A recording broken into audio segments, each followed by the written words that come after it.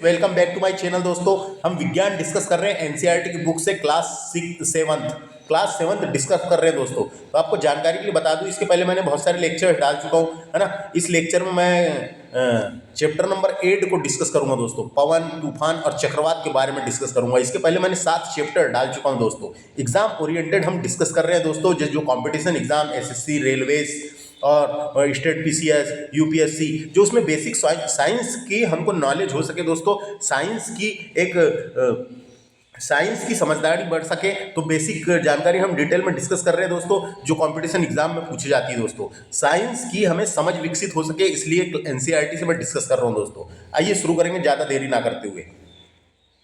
इस चैप्टर में हम चैप्टर नंबर 8 है, यानी इस लेक्चर में हम चैप्टर नंबर 8 डिस्कस करेंगे, जो क्लास 7th का है, साइंस की बुक का है, एनसीईआरटी का, है ना। ये चैप्टर का नाम है पवन, तूफान और चक्रवात के बारे में डिस्कस करेंगे दोस्तों।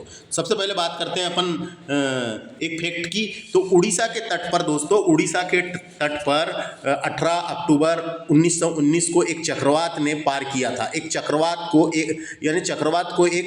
ने पार किया था, यानी इसको एक पार किया था। इस चक्रवात को पवन वेग, इस चक्रवात का पवन वेग कितना था दोस्तों? तो 200 किलोमीटर प्रति हावर था। 200 किलोमीटर प्रति घंटा था दोस्तों, प्रति घंटा था। तो ये एक फैक्ट बुक में लिखा हुआ था, तो मैंने आपको बताने की कोशिश किया, है ना। उड़ीसा के तट में 18 अक्टूबर 1999 को एक चक्रवात ने पार किया था। इस चक्रवात का पवन वेग कितना था? 200 किलोमीटर प्रति घंटा था दोस्तों, ये याद रखना है। बात करते हैं सबसे पहले अपन पवन क्या होती है। पवन, है ना, पवन यानी कि हवा की गतिशील अवस्था को पवन कहते हैं दोस्तों। तो अपन बोल सकते हैं गतिशील वायु को पवन कहते हैं, या फिर हवा की गतिशील अवस्था को पवन कहते हैं, या पृथ्वी की सतह के लगभग समानांतर चलती है दोस्तों, समानांतर चलती है। पवन वायु दाब में अंतर के कारण चलती है दोस्तों। पवन जो है वायु दाब में अंतर के कारण चलती है ना, के कारण चलती है। तो देखो यहाँ वही लिखा हुआ है, याद रखिए गतिशील वायु पवन कहलाती है। याद रखिए गतिशील वायु जो है वो पवन कहलाती है। गतिशील वायु को पवन कहते हैं, है ना। तो हवा की गतिशील अवस्था है, ये गतिशील वायु को पवन कहते हैं। नेक्स्ट फैक्ट है, वायु जो है दाब डालती है दोस्तों, हर जगह प्रेशर डालती है। वायु जो है दाब डालती है, प्रेशर डालती है। वायुमंडलीय दाब क्या होता है दोस्तों? वायुमंडलीय दाब को नापने के लिए पास्कल हो गया, है ना, मिलीबार और किलो पास्कल जैसी इकाइयाँ इस्तेमाल की जाती है दोस्तों। वायुमंडलीय दाब को नापने के लिए पास्कल हो गया, मिलीबार और किलो पास्कल जैसी इकाइयों का इस्तेमाल किया जाता है दोस्तों। जैसे पास्कल दाब की इकाई है, ये अपने को पता होना, है ना। तो वायुमंडलीय दाब कितना होता है दोस्तों? तो कितना होता है, तो यहाँ पे 14.7, ये इंपॉर्टेंट है, 14.7 पाउंड वर्ग इंच, है ना, प्रति वर्ग इंच। इतना वायु दाब डालती है अपने ऊपर दोस्तों, अपने वातावरण में। वायुमंडलीय दाब जो होता है 14.7 पाउंड प्रति वर्ग इंच, ये याद रखना है दोस्तों, ये याद रखना है ना, ये याद रखना है। इसके अलावा पवन का वेग बढ़ने पर वायु दाब घट जाता है, ये अपने को पता होना। पवन का वेग यानी उसकी वेलोसिटी बढ़ती है ना, तो वायु दाब जो है वहाँ का घट जाता है दोस्तों। पवन का वेग बढ़ने से वायु दाब वास्तव में कम हो जाता है, ये अपने को पता होना, वास्तव में कम हो जाता है। पवन का वेग बढ़ने से वायु दाब वास्तव में कम हो जाता है।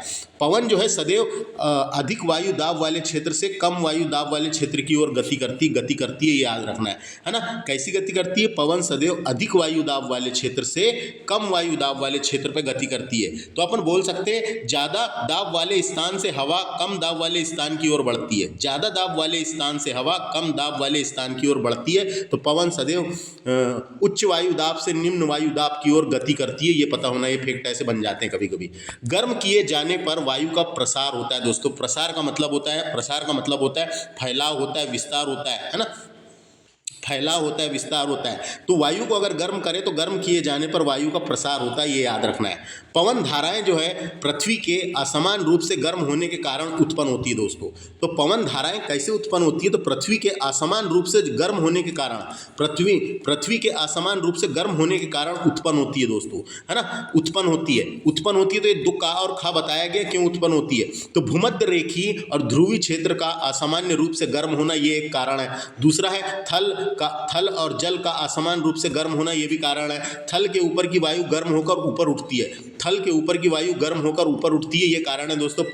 पवन धाराएं पृथ्वी के असमान रूप से गर्म होने के कारण बताए गए हैं। का और खा तो इसको देख लेना एक बार क्यों होती करके, है ना। उसके बाद बात करते हैं अपन मानसून की। मानसून शब्द की उत्पत्ति, मानसून शब्द की उत्पत्ति अरबी भाषा के मौसीम शब्द से हुई है। अरबी भाषा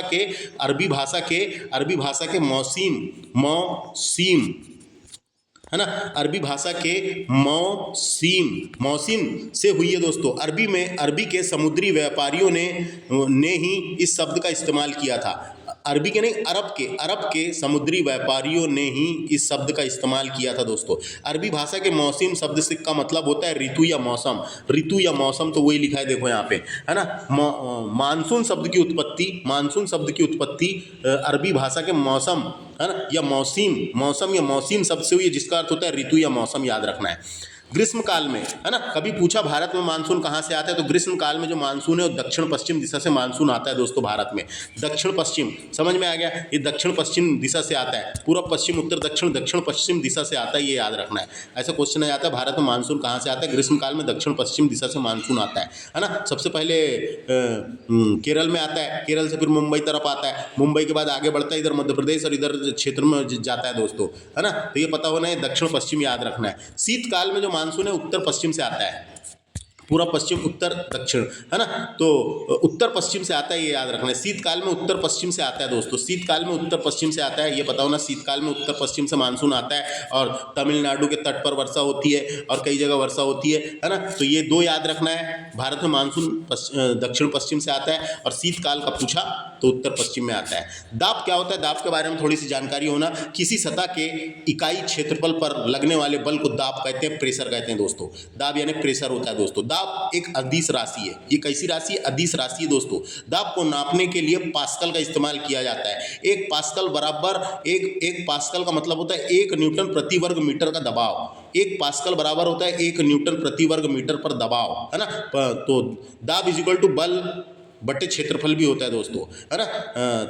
दाब इज इक्वल टू बल बटे क्षेत्रफल भी होता है दोस्तों। दाब को पी से दर्शाया जाता है ना। तो दाब क्या होता है, किसी सतह के एकांक क्षेत्र पर लगने वाला अभिलंब बल को दाब कहते हैं। अभिलंब बल को दाब कहते हैं, ये पता चल गया होगा आपको।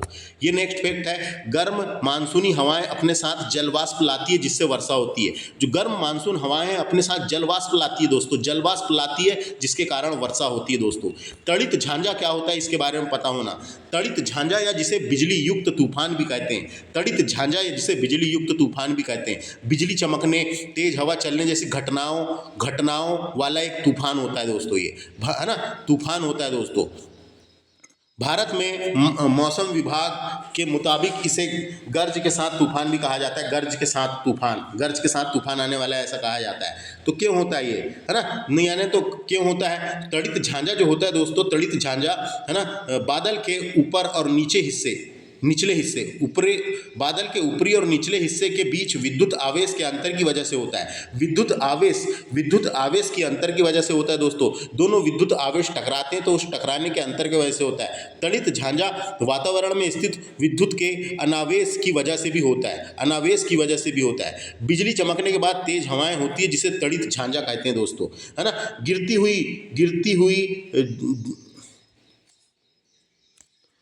हुई जल की बूंदें और तीव्र वेग से ऊपर उठती हुई, यानी ऊपर उठती है।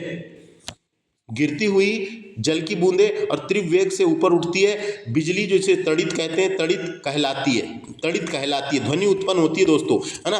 प्रकाश भी उत्पन्न होता है और ध्वनि भी उत्पन्न होती है इससे। ये समझ में आया, वही बात है, बस इतना ही याद रखना है। तड़ित झांझा। चक्रवात क्या होता है, इसके बारे में थोड़ा सा पता होना। चक्रवात क्या होता है। चक्रवात एक विशाल वायु प्रणाली है जो कम वायु दाब वाले, यानी कम दबाव वाले केंद्र के चारों ओर घूमती है। यह तेज हवाओं और खराब मौसम के कारण बनती है दोस्तों। चक्रवात को अंग्रेजी में साइक्लोन कहा जाता है। चक्रवात को अंग्रेजी में साइक्लोन कहा जाता है, याद रखना है। तो ये वायु कुंडली के रूप में घूमती है दोस्तों, इसमें कुंडली के रूप में घूमती है और मौसम की स्थिति को चक्रवात कहते हैं, मौसम की स्थिति को चक्रवात कहते हैं और ये कुंडली के रूप में घूमती है ना। किसी चक्रवात का केंद्र अपने को पता होना, किसी चक्रवात का केंद्र एक शांत क्षेत्र होता है। किसी चक्रवात का केंद्र एक शांत क्षेत्र होता है। क्या होता है? शांत क्षेत्र होता है दोस्तों, शांत क्षेत्र होता है। इसे झांझा का नेत्र कहते हैं, ये पता होना है ना। जो शांत क्षेत्र होता है, किसी चक्रवात का केंद्र एक शांत क्षेत्र होता है जिसे झांझा का नेत्र कहते हैं, है ना, झांझा का नेत्र कहते हैं, ये पता होना।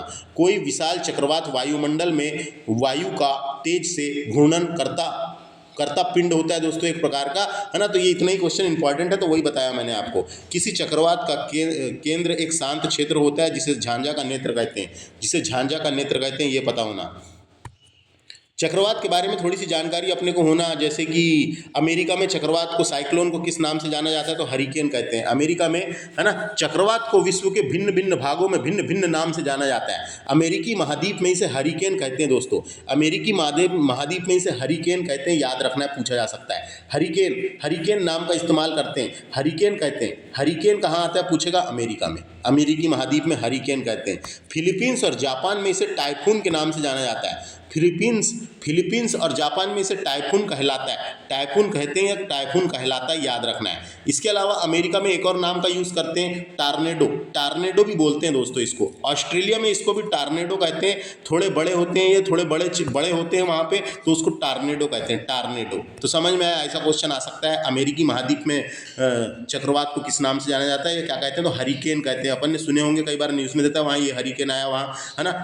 फिलीपींस और जापान तरफ टाइफून कहते हैं, टाइफून। फिलीपींस और जापान तरफ टाइफून कहलाता है। अमेरिका में टार्नेडो भी बोलते हैं, जो बड़े क्षेत्र का होता है, यानी थोड़े बड़े होते हैं उसे टार्नेडो भी बोलते हैं। अमेरिका और ऑस्ट्रेलिया में टार्नेडो कहते हैं, ये पता होना, है ना। इसके सुरक्षा प्रभाव बताया गया है, इसका प्रभावी सुरक्षा उपाय बताया गया है। अगर ये आ गया तो कैसा करेंगे अपन करके, इससे बचा कैसे जा सकता है? तो इससे ऐसे बचा जा सकता है, मैं आपको बता दूं। देखो, इस टाइप का अगर बैठ गए अपन, ये देखो लिखा हुआ है, टार्नेडो से सुरक्षा की एक विधि बताई गई है। इस प्रकार का अपन बैठ गए तो दोस्तों बच जाएंगे, है ना। वो घूमेगी अपने ऊपर लेकिन अपने को कुछ नहीं करेगी। इस प्रकार से भले ही असर डालेगी थोड़ा बहुत, है ना, प्रेशर डालेगी, लेकिन ये बचने का विधि बताया गया है, तो ये मैंने आपको बताया, सुरक्षा की विधि बताया गया था। अब बात करते हैं आगे अपन। चक्रवात जो है, सतर्कता तथा चक्रवात सूचना दी जाती है, 24 घंटे पहले जारी की जाती है। चक्रवात तट के निकट आने के 24 घंटा पहले ये सूचना जारी करके बता दिया जाता है, ये उससे सुरक्षा उपाय कर सकें, उससे बचाने के लिए कुछ विचार कर सकें उसके, है ना। नेक्स्ट बात करते हैं, वायु का वेग किससे नापा जाता है? डायरेक्ट क्वेश्चन आता है। हवा की रफ्तार यानी वायु का वेग को एनीमोमीटर से नापा जाता है, डायरेक्ट क्वेश्चन आता है, एनीमोमीटर से नापा जाता है। यह एक हाथ में पकड़ जाने वाला उपकरण है, लेकिन कई जगह लगा हुआ रहता है। इसमें हवा को पकड़ने के लिए कप या ब्लेड लगे होते हैं दोस्तों, कप टाइप का, कटोरी टाइप का या ब्लेड टाइप का लगे होते हैं। एनीमोमीटर से वायु वेग की रफ्तार मीटर प्रति सेकंड यानी किलोमीटर प्रति घंटा, यानी मीटर प्रति सेकंड से भी नाप सकते हैं, किलोमीटर प्रति घंटा और फुट प्रति मिनट से भी ऐसा नाप सकते हैं दोस्तों। तो डायरेक्ट क्वेश्चन आता है अपने को एग्जाम में, पूछेगा पवनों का वेग या वायु का वेग या पवनों की दिशा, यानी पवनों की दिशा नहीं, पवनों की गति, ऐसा कोई भी ऑप्शन दे सकता है। तो एनीमोमीटर से नापा जाता है। किस प्रकार का रहता है एनीमोमीटर? आपको दिखा देता हूं मैं यहीं पे अभी फटाक से, देखो इस टाइप का रहता है ये एनीमोमीटर से नापा जाता है दोस्तों, है ना। इसको वायु दाब मापी भी बोलते हैं। वायु मापी का मॉडल दिया हुआ है, देखो कटोरी टाइप का, यहाँ पे एक हवा चलती है, इधर घूमता है फिर इधर घूमता है, नीचे मीटर लगा रहता है, उसमें रीडिंग बताता है दोस्तों, है ना। तो ये डायरेक्ट क्वेश्चन इस टाइप का रहता है, एनीमोमीटर याद रखना है, एनीमोमीटर इस टाइप का रहता है। अब बात करते हैं अपन, नेक्स्ट फैक्ट है वायुमंडली दाब किससे नापा जाता है? तो वायुमंडल दाब या वायुमंडली दाब बैरोमीटर से नापा जाता है। वायुमंडली दाब को बैरोमीटर या वायु दाब मापी से नापा जाता है। बैरोमीटर में जैसे पारा का इस्तेमाल होता है या फिर कई चीज़ आजकल दूसरी चीज़ों का इस्तेमाल भी होने लगा है। वायुमंडल दाब नापने के लिए इस्तेमाल होने वाली इकाइयाँ होती है, जैसे हेक्टोपास्कल, मिलीबार, किलोपास्कल, पास्कल, ऐसी सब इसकी इकाइयाँ हैं दोस्तों, है ना। इसी इकाइयाँ हैं। आगे की क्लास में और डिटेल में अपन पढ़ेंगे कि वायुमंडल दाब के बारे में। उसके बाद तड़ित गर्जन, जो तड़ित गर्जन होता है दोस्तों की क्रोध जो होती है 1, 10, 100, 1000, 10,000 लेख, यानी 4 लाख किलोमीटर प्रति हावर से भी अधिक वेग से चलती है दोस्तों। 4 लाख किलोमीटर प्रति हावर की प्रति हावर से भी अधिक वेग से चलती तड़ित गर्जन। जो गर्जन होता है दोस्तों, तड़ित गर्जन, उसकी रफ्तार इतनी ज़्यादा होती है, देखो 4 लाख किलोमीटर प्रति हावर से भी अधिक वेग से चलती है दोस्तों। अब देखते हैं अपन थोड़े से अभ्यास प्रश्न देख लेते हैं क्या इंपॉर्टेंट है। तो ये तो आपको पता ही है, देखो पढ़ लो एक बार, ये तो बता दिया मैंने, सब जो इंपॉर्टेंट है वो बताता हूँ, है ना। उसके बाद ये पूरी चीज़ें ही वहाँ पर मैंने लिख के मेंशन कर चुका था, जो एग्जाम के लिए अपने को एक नॉलेज हो सके। इस टाइप का क्वेश्चन आ सकता है, निम्नलिखित में से किस स्थान पर चक्रवात आने की संभावना नहीं है। चक्रवात आने की संभावना नहीं है, चेन्नई तरफ आ सकता है, तट में है, मंगलुरु, है ना, मंगलुरु में आ सकता है, पुरी में आ सकता है, जगन्नाथपुरी उड़ीसा, लेकिन अमृतसर में नहीं आ सकता है, तो बीच में, है ना। तो ये बोला चक्रवात आने की संभावना नहीं है, इसका आंसर हो जाएगा अमृतसर। नेक्स्ट है, नीचे दिए गए वाक्यांशों में से कौन सा सत्य है बताना है। तो शीतकाल में जो है दोस्तों, पवन थल से सागर की ओर चलती है, ये सत्य है। शीतकाल में जो पवन है, शीतकाल में जो पवन है, समझ में आया क्या। शीतकाल में पवन जो है वो थल से सागर की ओर बहती है, चलती है ना। शीतकाल में पवन थल से सागर की ओर चलती है, इसे स्थली समीर कहते हैं दोस्तों, है ना। वहीं गर्मी के दिनों में समुद्र से थल की ओर चलती है। वहीं गर्मी के दिनों में समुद्र से थल की ओर चलती है, समुद्र से थल की ओर चलती है। अगर गर्मी का पूछता तो समुद्र से थल की ओर चलती है, यहाँ पे थल से सागर लिखा हुआ है नहीं, है ना। समुद्र से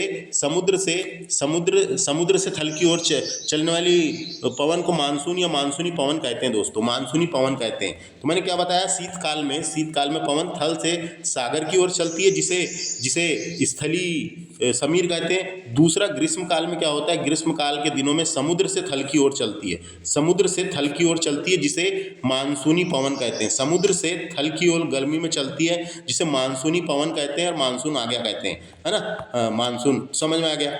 उसके बाद और क्या इंपॉर्टेंट देखते हैं। उसके बाद ये तो बता दिया था मैंने, है ना। ये एनीमोमीटर इस प्रकार का रहता है। उसके बाद इंपॉर्टेंट वाला